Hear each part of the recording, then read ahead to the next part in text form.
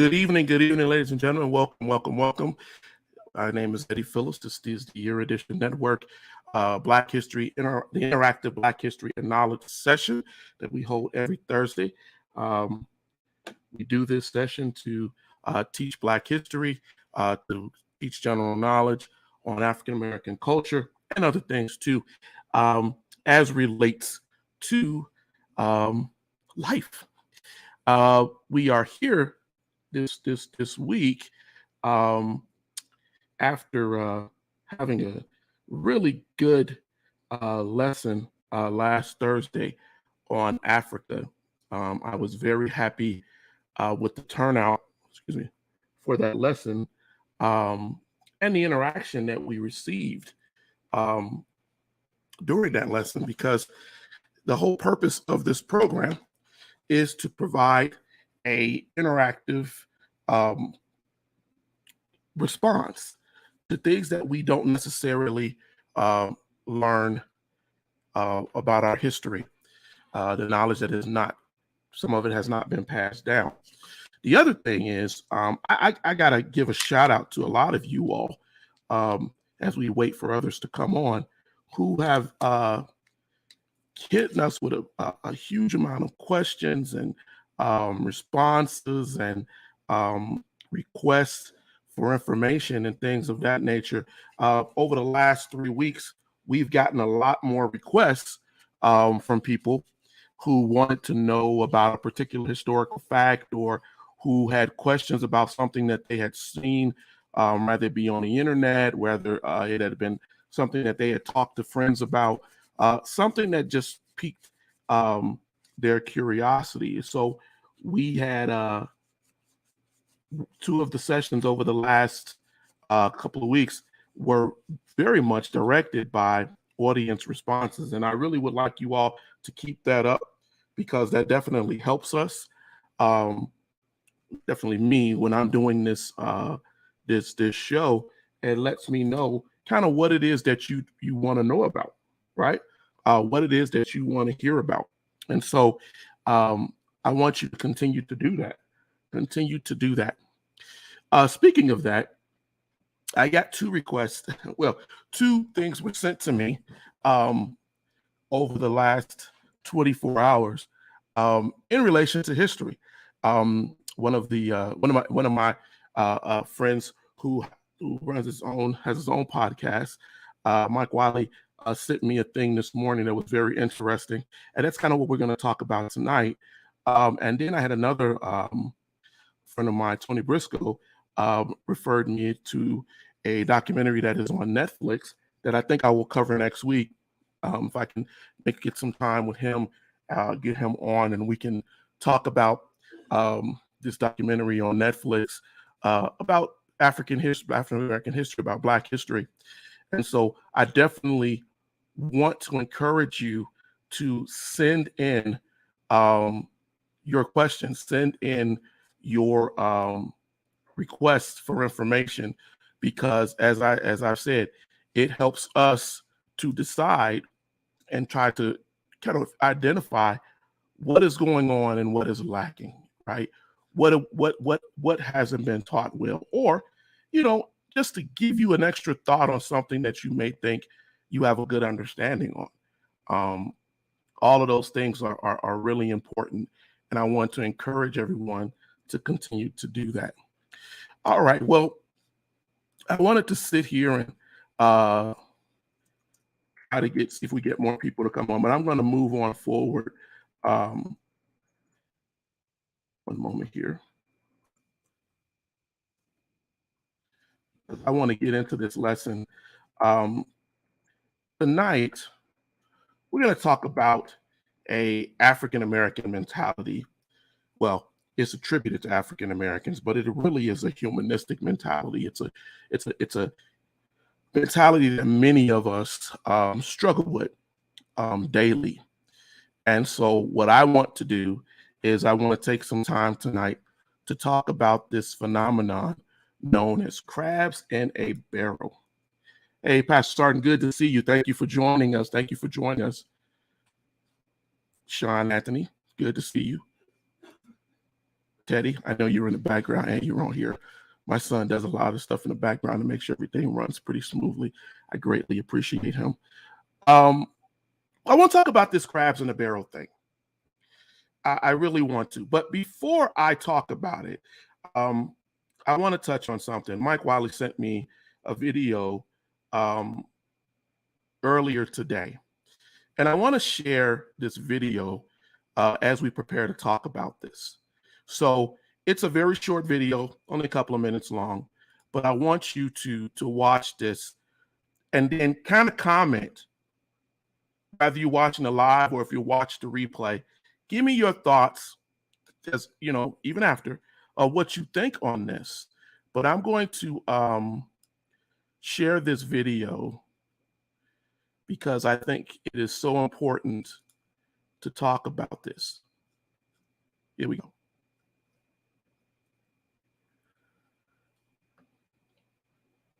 I want to say something, and this is going to go on the record, so I know I'll be destroyed for this, but it's my truth. So, Black people were not ready for freedom. We weren't. We were not ready for freedom.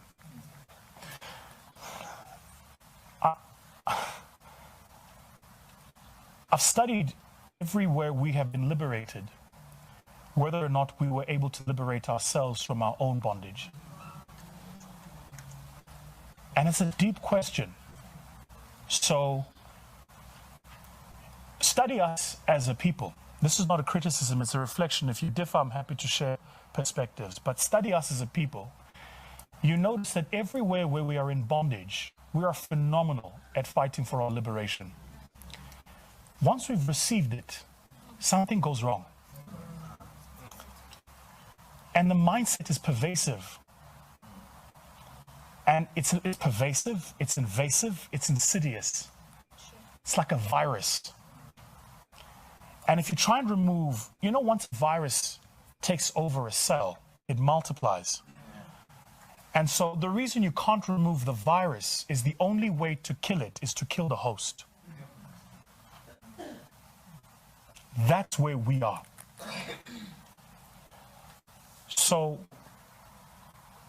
when a person amongst us does something, rather than celebrate, we ridicule. Rather than collaborate, we compete. Rather than support, we sabotage. I thought long and hard about why is this? Like it's been bugging me. And then I realized something, that whether it was apartheid, colonization, the Jim Crow laws in the US, all of those systems of oppression had one singularity in communication. They said to Black people, only one. That's it. So in slavery days, there was only one house nigger. The rest of y'all worked in the field. When we negotiated for our South Africa, there was only Mandela at CODESA. All the other political parties had to sit and watch the ANC. When we got our liberation, there was only one Cyril at the board. Only one. So when a Black person makes it, the rest of us go, shit, he's taken the seat. That's why we practice crabs in a bucket. We go, the only way I get that seat is if I'm Tatu Vosing Begala. We don't think multiplier. Make sense? So he's going, I want to make a supercar. Nobody's going, how do I make tires for a supercar? We all go, shit, now he's done it. I'm telling guys, this is my most honest reflection on, and I've thought about, do I make it do I share it on social media? I was just like, the time will come. This is felt right is the time. People will see this and I'll get slated for it, I'm sure. But I'm telling you now, I see it with me. The only people who attack are the people who want the seat. But here's what you're not seeing. I'm sitting where I'm sitting, and where I'm sitting, the system I'm fighting, if I get it right, opens for all of us. So, you know, it's the guy who fights Maposa. It's the guy who fights Tula Cindy. It's the guy who fights a Trevor Noah.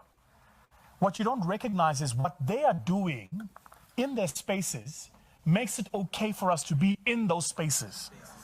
So don't fight Batu, fight Nike. Don't fight Matlosa, fight Gucci. Do you get it? Like, your mind, it's all wrong, guys. The mindset is this thing. Hey, man, we must be here, man.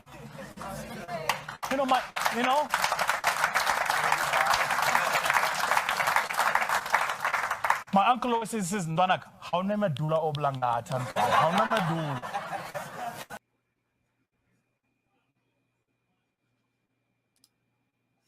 All right. Like I said, it wasn't a very long video. When I watched that video, I thought about a couple of things here. Things sound good. They sound wonderful a lot of times when we say them. And there's truth in some of the things that Winston said.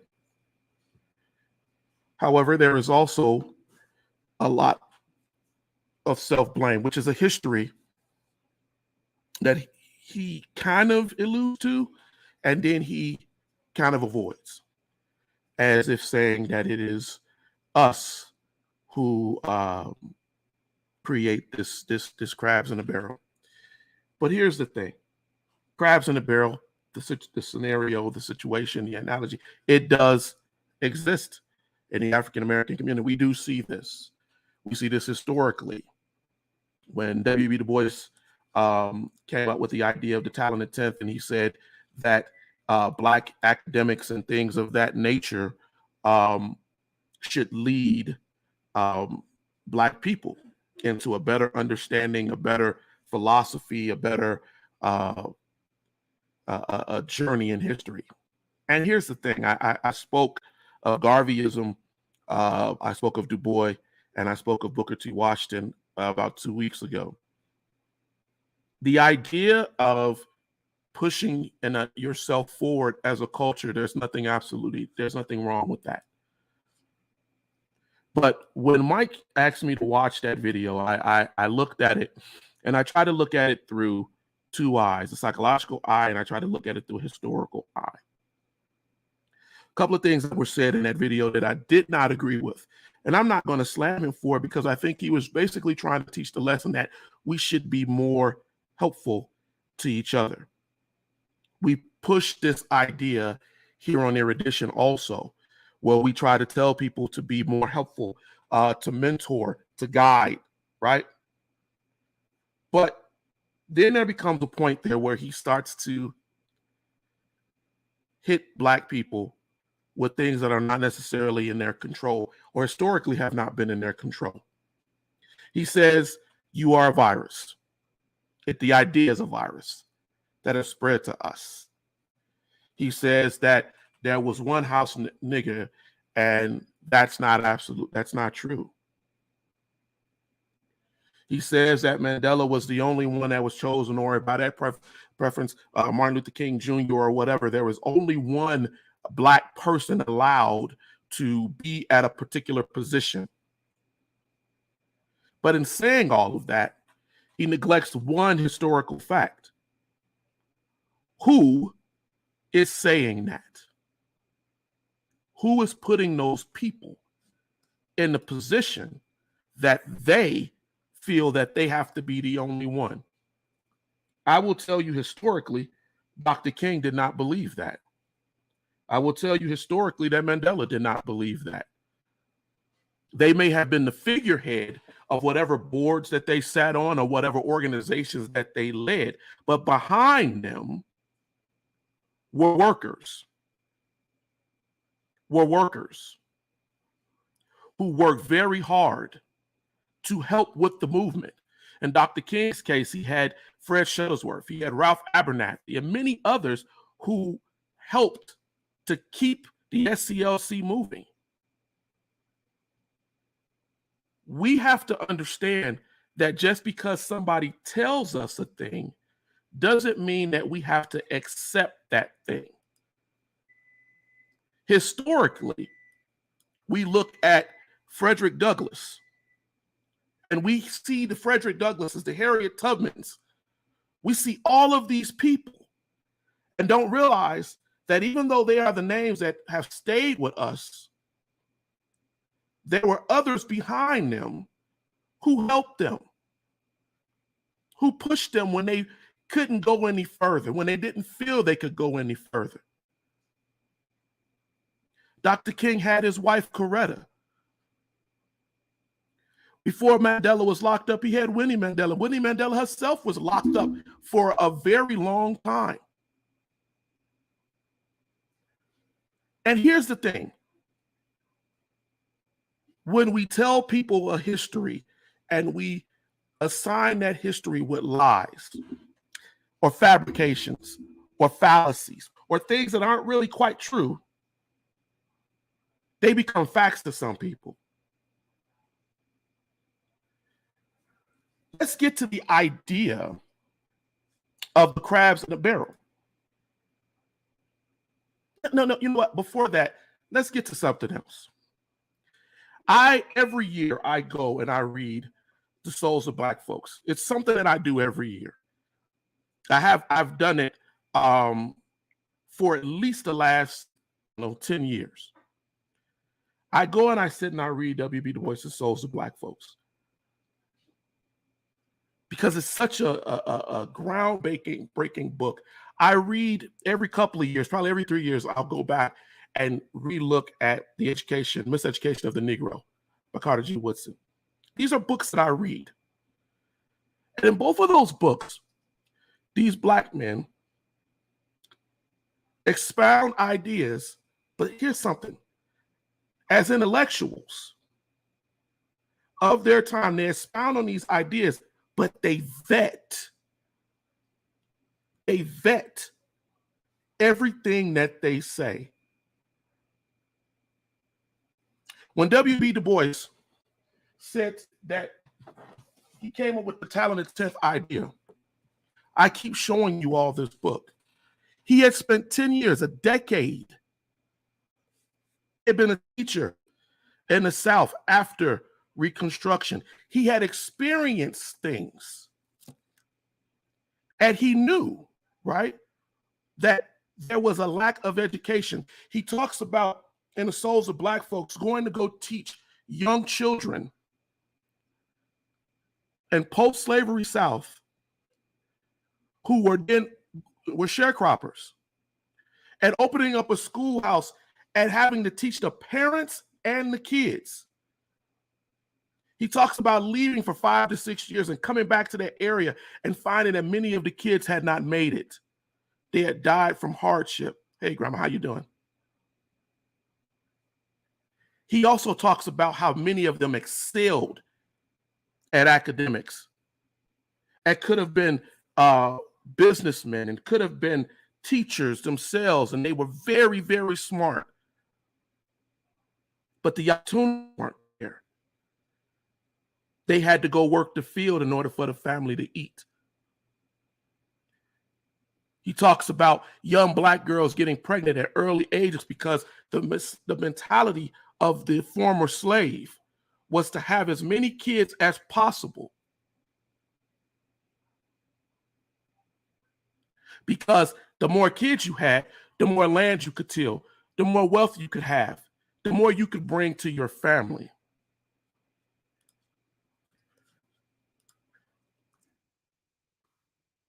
It's important that we talk about this. When we watch that video, it's so easy to assign the crabs in the barrel mentality to something that is us, only us. And there are some of us in the problem.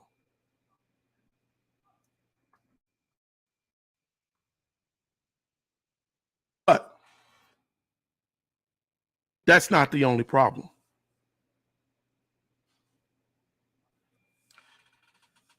You have to vet what you say. Did you know when crabs in the boat kill just one, the dead crab leaks toxin that kill the rest? Okay. I know that they do destroy each other.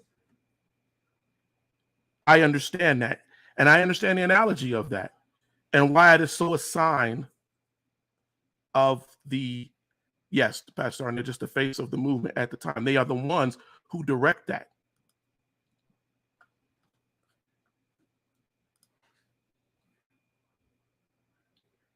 One of the things that you have to do as an academic is you have to vet. I have found that if you are a person who is studied, and because you don't vet what you say, you don't do analysis, people will listen to you and then they will tune you out because they realize that what you're saying is fallacy. And once you lose your validity, once you lose the fact that you have researched, then why do people need to listen to you?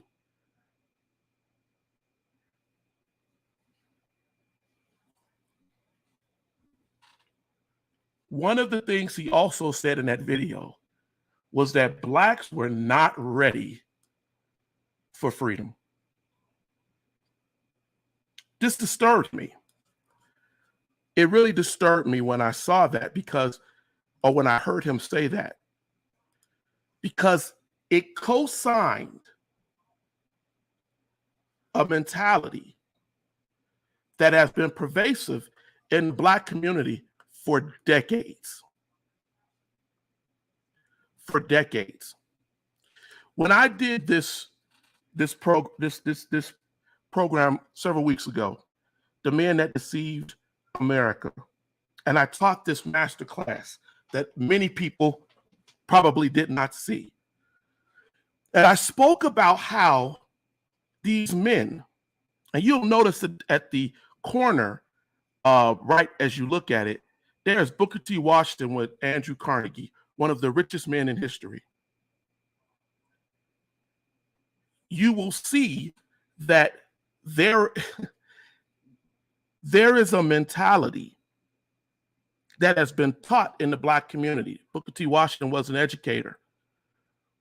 There's a mentality that has been taught in America. And unfortunately, that mentality is still with us today.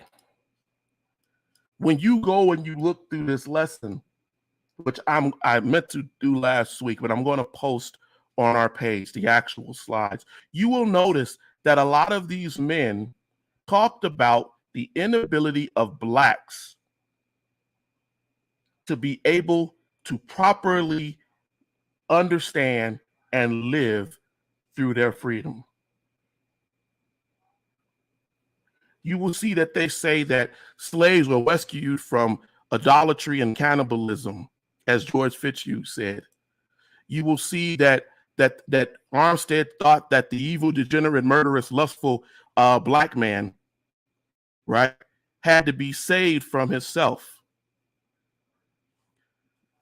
And on and on. Wilcox, who created statistics showing that the Negro could not fend for himself and that he was leaving and abandoning his family. And on and on. I went through multiple. George Stanley, who was the founder of the American Psychological Association, right? Who was a friend of Sigmund Freud, who said that Blacks were too stupid to understand what they had been given. His actual thought was that this thesis, erratic, volatile, changeable, prone to choice, cordial, intensely emotional, and epileptoid states. In other words, you could not even control your anger or the way you live your life. You are a savage, only trying to survive. And on and on and on, these men wrote, founding fathers. And as I went through this lesson, I tried to teach us that this is the mentality. So when he preaches this idea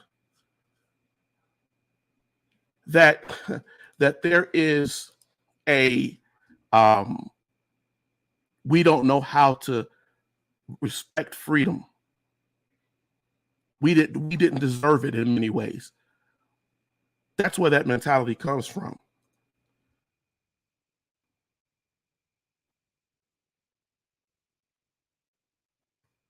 Please feel free to chime in if you disagree.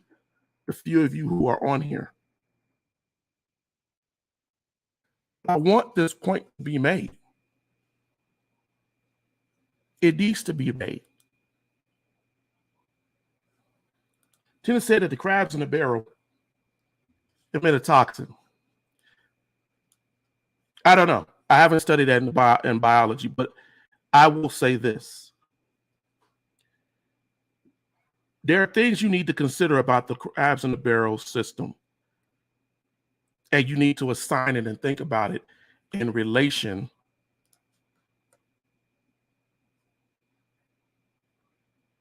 to what's going on.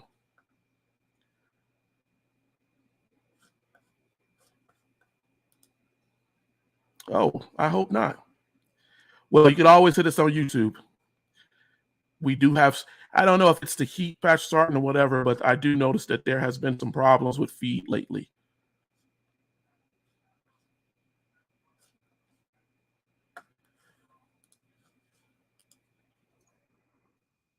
Hold on a moment.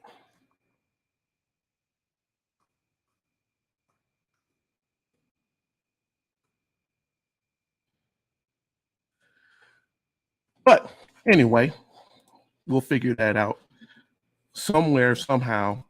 Oh, Discovery Channel. Somewhere, somehow, we'll keep it moving. We'll keep it going. And if you do miss something, you could always come back and watch the rebroadcast. It'll be on here. Let's talk about this crabs in the barrel, since that's what we're on tonight. We need to ask ourselves a question, right? Something that I don't think he asked himself, and something that maybe he didn't have time to think about. But of that barrel system, that barrel, because let's call it what that is. That barrel is something that they put you in. You allowed somebody to put you in. The crab, that's not the crab's natural habitat. That's not your natural habitat. Rather it's your job, rather it's your community, rather it's your family, rather it's wherever you are, it's a situation that you're allowed to be put in. And the barrel is an example of that enclosure. The barrel is hard to get out of. It's very slick. It's narrow. And the crabs and the things inside find it very hard to get out. And so what do? It reminds me of the project system that they built. And they told blacks to go and live in the inner city in New York, Chicago, Detroit, and many other places. And they lived in these isolated communities so that they could be workers for the city, so that they had quick access to public transportation, so that they couldn't buy cars. A lot of them didn't. They rode the buses because it was easier to get from point A to point B. You had no personal possession, and you were living in these governmental-owned facilities, ran facilities with your families. And many families in the 60s and the 70s lived in that situation. It's not a natural habitat. And because of that, you are forced to fight each other to get out. Those who want to get out, they feel like I have to combat and fight even those in my family, those in my immediate, my friends. And we war against each other. Rather it be gangs, rather it just be fights, rather it be for women, for possession. And we value things that are not natural, the monetary, the sexual.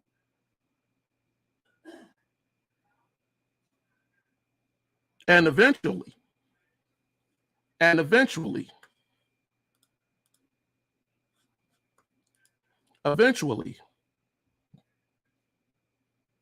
you get tired. You get tired. Every crab gets tired. Every person gets tired. Some just give up. And that is the situation that he's not talking about in the video we showed earlier. We don't talk about that they get tired. Glass ceiling, the box, and unorthodox, anything that binds an unnatural appetite and limitation, we are made to grow. But are you growing naturally? No African American in this country can say that they completely grow naturally. I don't care who you are. Please feel free to argue it. You're not allowed, doesn't mean, and there's a difference there. Allowed doesn't mean you can't. It means you have to fight. But you're fighting with the wrong person. You're fighting with the wrong thing. I remember Bobby D. Gregory, I remember him saying that for a long time, people with black folks was mad at the wrong white people. While you arguing with the Klan, which you should worry about, but you fighting with the Klan is being financed by somebody above who has put all of us in a bucket, a barrel, to fight with each other, to poison each other, as Tina said earlier, to kill each other. They lose their fight because they cannot see better. Amen to that, Pastor. And they lose that fight. And we have so many of us who are losing that fight. I thank Mike for bringing this subject up because this is so important for us to understand. Black folks, I've heard many people say it, most black, and I'm going to speak particularly to men out here, you are in a constant state of primal survival because you do not feel safe anywhere. And so the whole hunter-gatherer mentality, the whole psychology of survival takes over. And when you're trying to live like that, you'll climb on anything. Some of them will destroy anything. They'll knock down a child. They'll knock down a young crab. They'll knock down anything to survive, to yank your way to the top. As Pastor Sarton said, because you want to see better. And that crab that you see at the top, that rapper, that celebrity or whatever, you want to get where they are. And you will destroy, murder, kill your own, you all crabs, to get there. You all living in this system, in this bucket, in this barrel, but I'm going to get there before they do. And we tell each other, and we have to be careful at what we tell our children because we tell our children these things. What do we tell our kids? You say you got to fight to survive. Fight your way out. What 50 Cent say? Get rich or die trying. Don't let them people hold you down. You get hit, get up, hit back harder. And when there is no designation given to who you're fighting, and everybody is the challenger, that toxic nature that Tina was talking about, that leaking toxin, that corrupted mentality, it affects the whole. It affects everybody.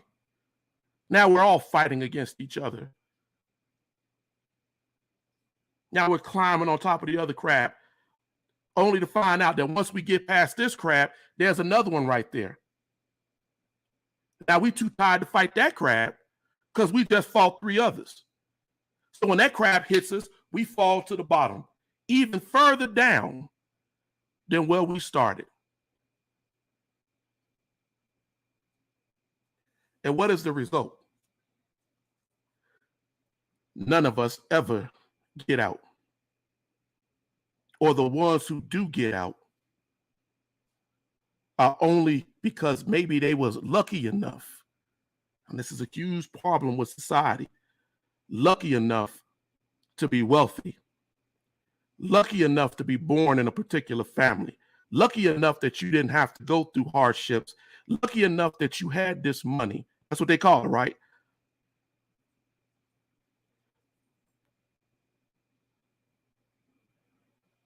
And then, as Pastor Sarton said, you can't see better. And there are crabs at the top who are there at the top, there, who still can't see better. Because while y'all all fighting down there, they can't get out of the trap or the bucket or the barrel that they're in either. And eventually we all die. Most Black people are growing naturally to the environment they are exposed to. Unfortunately, since the environment is corrupt, their growth is retarded to the limit of the bucket. That is the point, Eddie. That is absolutely the point. How do we get our people to see there is an advantage? If only one of us gets out, then we're able to bring up the next person and form a change. And that's the thing, Pastor Sarton.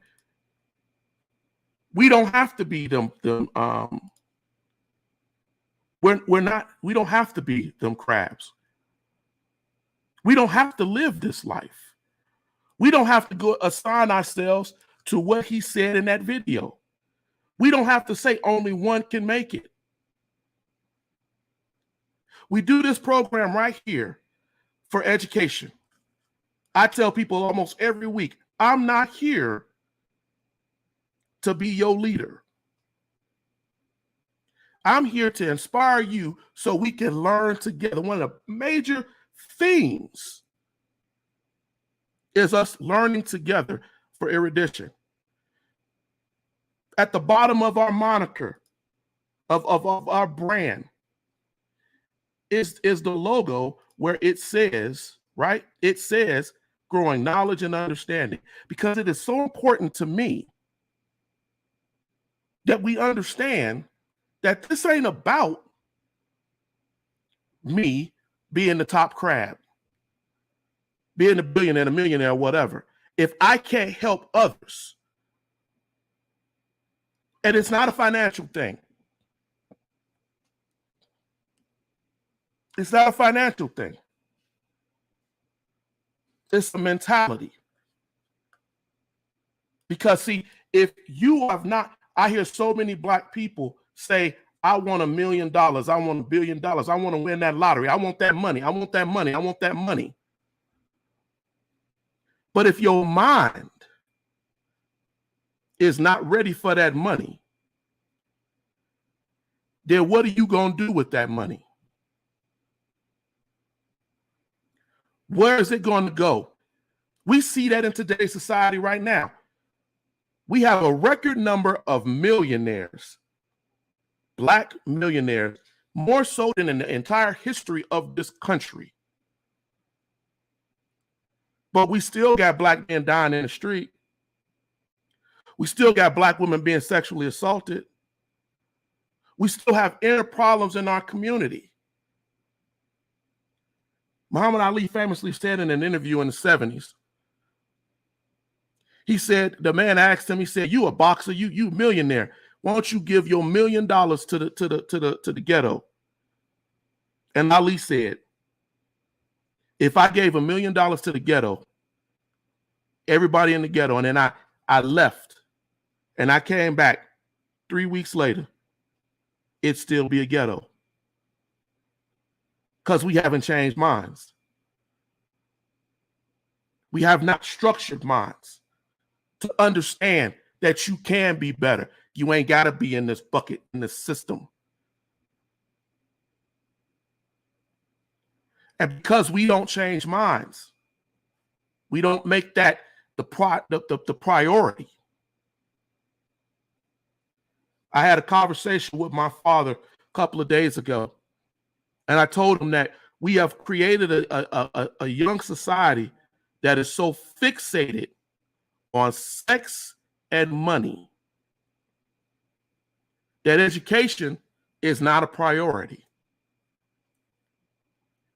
Weekly, we get on and we try to do an educational program to teach, to give you places to read, to grow. And yet, more people are attracted to Bertha shaking up bum on TikTok. Even though those same people who gravitate toward that and they go to it and they live to it, right? Yes, indulge their ears. It's not helping them. We are living in a society right now where you can go on YouTube and learn anything. Anything. If you can't manage money properly, it will magnify your inadequacy. And exactly. And also, it will hurt others. It will hurt the children that you have, that you're teaching to not use the money properly. It will hurt the environment around you because you'll use your money in an indulgent way that doesn't grow anybody.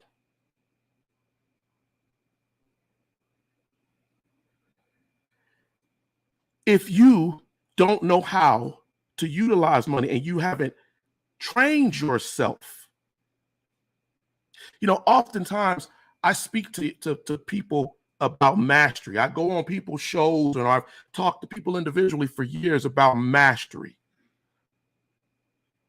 Mastering things. Not for financial gain, but because mastery gives you the sense of purpose. God puts you here to be master of things that many of you out there are not trying to master. You're telling yourselves, I heard my wife say it on the show the other day, I'm too old to learn. You tell yourself, I'm too stupid to learn. You that crab in the barrel. You fighting for the wrong thing. Why are you living if there's nothing for you to master and to learn? In this broad, vast universe that God has put you in, where you are a speck in the size of the cosmos, there's so much for you to learn. And God puts you here to learn, to study, to show yourself approved, to not be ashamed. If you are a person that study and knowledge something, you ever notice when you know something and you walk in the room and you know what you know, it don't matter what Susan at the job, Bill at the job, Tommy at the health club, whatever they tell you don't matter because I know what I know. I'm not in a fight with you to get to the top of the barrel because I'm who I am. I'm not in your system of thought.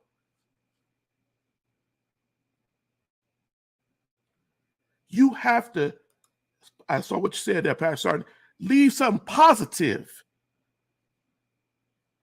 Grow. Not just your progeny, not just your kids, but your culture, your environment. I was on Mike and Phil's Man Up Real Talk show I think about a year ago. And we talked and I said, we talked the difference between slavery, chattel slavery in America, and the difference between slavery as they saw it in Africa. Slavery in Africa was a kinship. And it was an indigenous. It was a situation where here we are, right? I work for this person. It was a job. I'm contracted to work for these people, but we all in the same tribe. We all got the same kinship. Yeah, maybe I'm the shoe shine man here in the community. And I keep my family because I own the shoes. But my son is going to own a store. His son, right, is going to be a lawyer. And we're going to build this generational wealth and understanding. It is so hard. Yep, my peer group is heavily preoccupied with escaping that they don't dare to critically think about what they're escaping from and fix the root problem. That is absolutely true. And the root of the problem is we're fighting the wrong things. We're focused on the wrong things. Mastery. More so, let's teach we can dwell in the glory here and now, as well as leave room to grow for the generations to come. We don't have to wait or only on one bit. I agree with that, Tina, but there are some people, there are some of us who don't understand our position in this. We don't understand our position in this. We don't understand that maybe you weren't supposed to be the multimillionaire in this generation. Maybe you were supposed to set the table, create the table. Maybe your job was to make sure all the kids were able to go to school and get education, or make sure that they knew how to start a business and taught them things and made sure they learned things so that the next generations grow to be better. And not only that, grow to understand how to give back. But see, if we get into this whole I am the only one, he talked about that. I'm the only one. Then you're not growing community. There's no kinship in that. You know, we did this lesson tonight, and I sat there and I said to myself, I said, you know, everything that he said in that video sounded beautiful to some people. But at the end of that video, you will hear him say that his uncle told him that he doesn't have a medulla oblongata. And he would tap him in the back of the head. And I laugh because, see, I truly believe that God will not be mocked. And even when we say things that are not absolutely, completely true, God teaches us something, even in the words that come out of folks' mouths. Because, see, the medulla oblongata is important because it helps you to control vital processes in the body. Your anger, your temperament, your heartbeat, your breathing. It does all of that. It connects your body to your spinal cord. It makes you to be able to function properly. And at the end of that, he said, I don't have a medulla oblongata.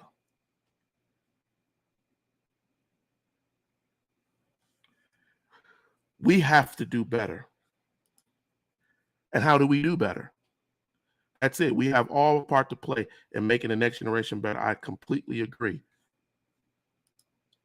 If we say it's often enough, they'll eventually hear it. Even if it's the next generation or not, truth bears repeating.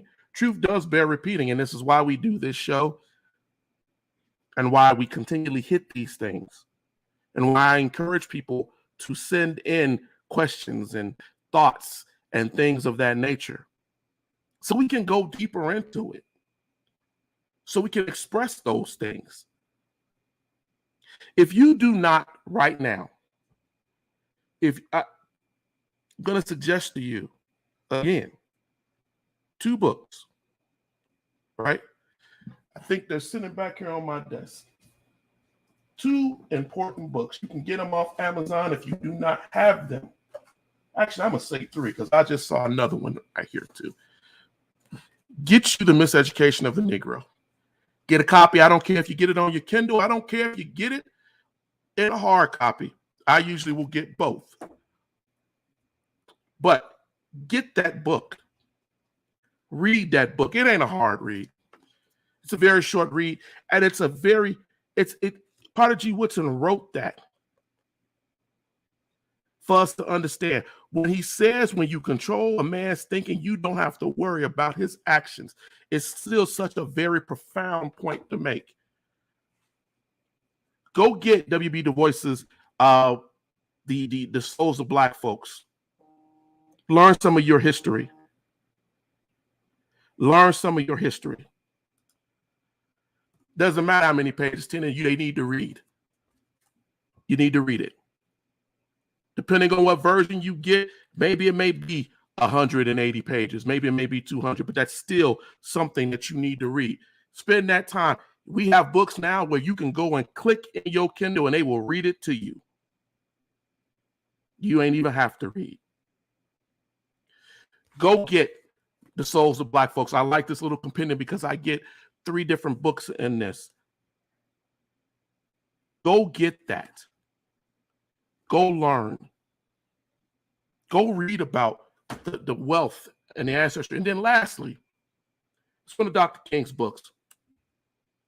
And I think it's so important because Dr. King's book of Why We Can't Wait is one of my favorite books that he ever wrote, because Dr. King was trying to teach us something.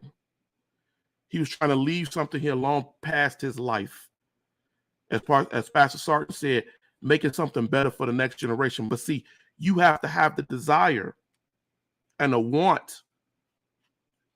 You have to have the desire and the want to get out of that barrel, to grow yourself, to not be stuck in somebody's system or control. You have to learn how to master something of yourself. Learn mastery. I stress this so much to so many people. Mastery is not about you being wealthy. Mastery gives you the confidence that you will need to grow that next generation, to grow your children, to grow your community. Gives you the confidence to stand up straight. When somebody tells you, hey, this is how something is, you go, no. This is how it is. This is what it is. Well, who are you? Sir, I'm an authority on this. I've given this amount of time in my life to learn this. And I'm going to teach you where you can master it. The master of a situation don't ever have to worry about being a servant. Wealth will come to him because people will realize that they have to use you. They need you beyond what they want. Give you an example. In the building of Washington, D.C., the architect decided that he was going to leave. He wasn't getting enough money. And he decided he was going to leave. Benjamin Banneker was brought in to work on the plans for Washington. He had only seen the plans once before most of them were destroyed by the previous architect. And Banneker went about basically redrawing and updating more efficiently what was being planned. What's so important about that is that Banneker was suggested because of people like Benjamin Franklin, John Adams. He was suggested because of his brilliance, his mastery. At a time when people saw blacks as less, Benjamin Banneker walked in the room and did what his master, what he had learned over decades to do. And it demanded the respect, regardless of race, regardless of status, because we need him.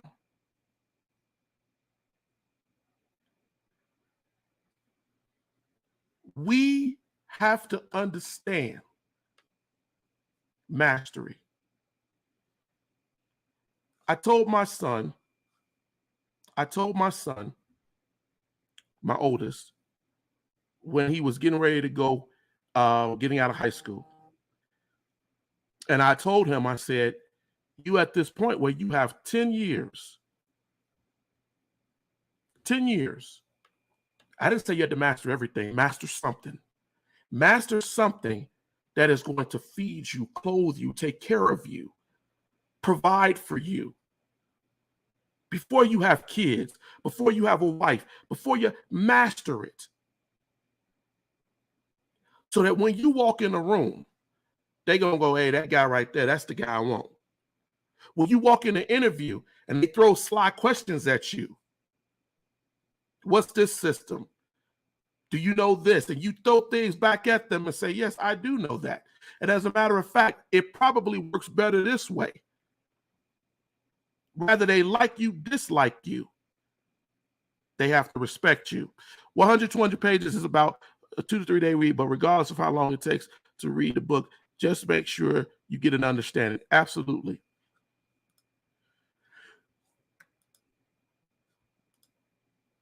Proverbs 23:7. As he thinks in his heart, so he is. Raise a man's thinking. You will give him the opportunity to raise his amen. Truth, truth. The more you read, the faster you'll be able to learn. So grab those books we recommend purchasing. Read it over time, but have the books now. Maybe your next generation will read it. That's what I'm working on, bro. I'm not rushing this journey, but mastering the skills that I need. I appreciate those words. Drop that book again. I always have books. I read a lot. And I thank God for that. But again, Why We Can't Wait by Dr. King. This is a great book. You can get it on Amazon. But read The Souls of Black Folks. If you haven't read The Souls of Black Folks, you're doing yourself a disservice. If you want to know something about our history. If you want to know something about our history. Read The Miseducation of the Negro by Carter G. Woodson, the father of Black History Month. Read these books. Grow in understanding. Read your Bible. I see a lot of you, like Tina, with the Ecclesiastes. Read your Bible. Grow your knowledge. Last week, I did an episode on Origin of Species, and I talked about Africa, and I did a lot of deep diving into how we got to where we are, and I'm going to go back to that. It's just a lot of people sent me a lot of things this week, and I wanted to touch on. But I got a comment from someone who said, well, how do you know what you're saying on Origin of Species is correct? You see in the back of my desk right there, I have a hard copy of Origin of Species. I have 2 soft copies on Origin of Species. One is a teaching version and one is an actual book version. I've had them for years. There's never anything that I'm going to tell you on Erudition that I'm not going to back up. And I'm going to tell you this, I'm not just going to take it from the book. I'm going to vet that knowledge. As I said earlier about the gentleman whose video I showed at the beginning, once you learn something, the academic has to vet what they say. Because if you do not, you will lose people. People will not go to a foul source. You don't go to a foul well because you know you will eventually get sick. We have to know who we are. The idea of the crabs in the barrel is a lie if you make it a lie. It's a truth if you make it a truth. If you sit here and tell yourselves, I can't get any higher because I'm stuck in the survival mentality of crabs in a barrel fighting against each other, and you don't realize, how did I get here? And let me add something else too. As a crab, if you want to be a crab, how did you get caught to be in that barrel? How did you become a victim of that system, of that function, of that job, of that clothes, of that jail? How did you get in there? Knowledge and wisdom will help you to avoid those traps. Prayer and faith will guide your path. But if you are unwilling to learn, as I stated earlier, if you're unwilling to learn because you've told yourself, I'm too old to learn, I'm too smart to learn. We get a lot of people who have told us, Erudition, I don't watch because I already know my history. And then I pull them off to the side when I get a chance, or I have a discussion with them, and they tell me, I didn't know that. You will never know enough. You can only know what you know so that you can help somebody else to grow in knowledge and understanding. The hour came very quick. And I know today we had the congressional hearing, and I know people were distracted with that. But ladies and gentlemen, as always, I'm going to ask you to please share these episodes. Let us grow Erudition. Help us get more people in our community who need the help, who have a desire for knowledge and don't know where to go. God has blessed us to have people in our communities who have knowledge on multiple different areas.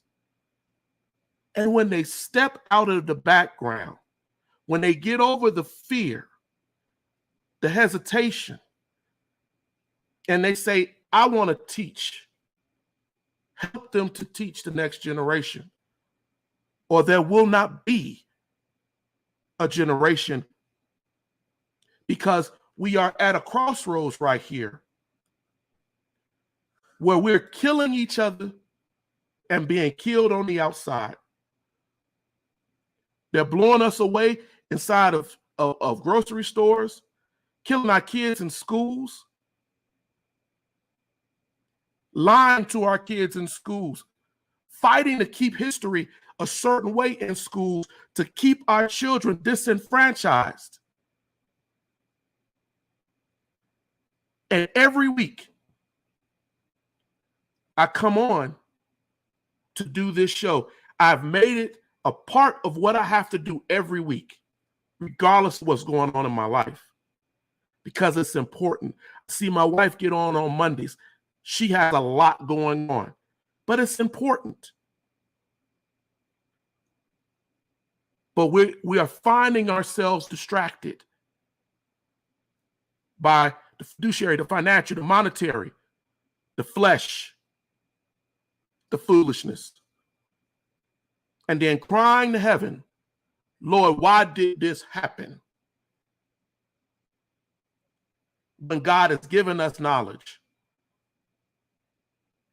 giving us a place to go.